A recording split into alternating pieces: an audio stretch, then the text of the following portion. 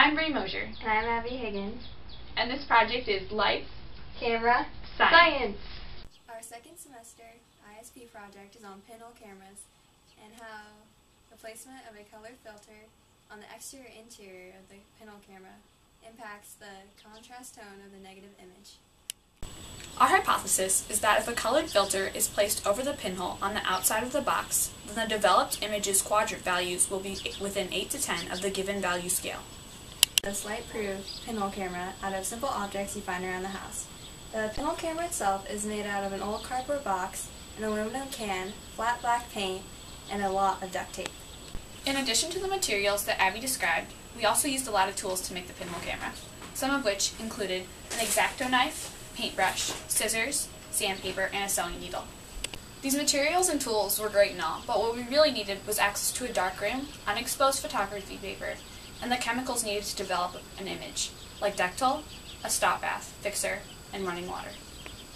Now I'll take you through the process of developing an image. The unexposed film paper is made out of silver bromide crystals, which, when exposed to sunlight, react to form black metal and an extra electron. The only way that this image is visible to the human eye is when developed with Dektol. Time is of the essence in developing an image. After 45 seconds to 2 minutes in the Dektol solution, the image is placed in the stop bath, which stops the development, and that's what you're going to see for your final image. After 30 seconds in the stop bath, it is placed in the fixer, and after that, in the water bath. Understanding of a pinhole camera. The actual pinhole on the front is called the aperture, and when light passes through that pinhole, it creates an image on the back of the wall. When using photo paper, the image is printed on the back in black and white when it goes through the development process. After making sure that the unexposed film paper is in the inside back of the pinhole camera and the flap is closed, take the box to the designated scene that you want to develop the image of.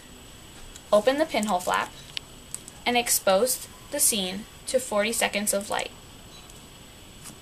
Close the pinhole flap after the 40 seconds is over, and you have your developed image.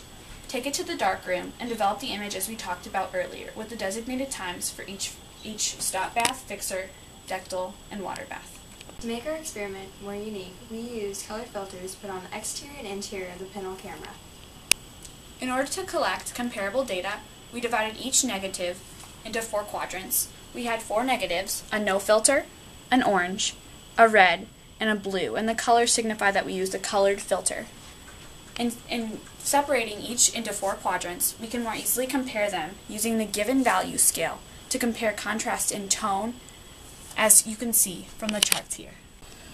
The results with having exterior filters were very unsuccessful. As you can see, the NA signifies that the negative did not develop in a way that would provide comparable results, meaning that they didn't produce any results at all. However, in using our control, a no filter, you can see that the camera was up and well working. As you can see that in quadrant 1, the tone value was 8, in quadrant 2, the tone value was 9, in quadrant 3, 9, and quadrant 4, 8. On the other hand, the results of the interior filter in pinhole photography were very successful. The no filter, which was the same as the exterior filter, acted as our control. However, the colors provided significant data for this experiment.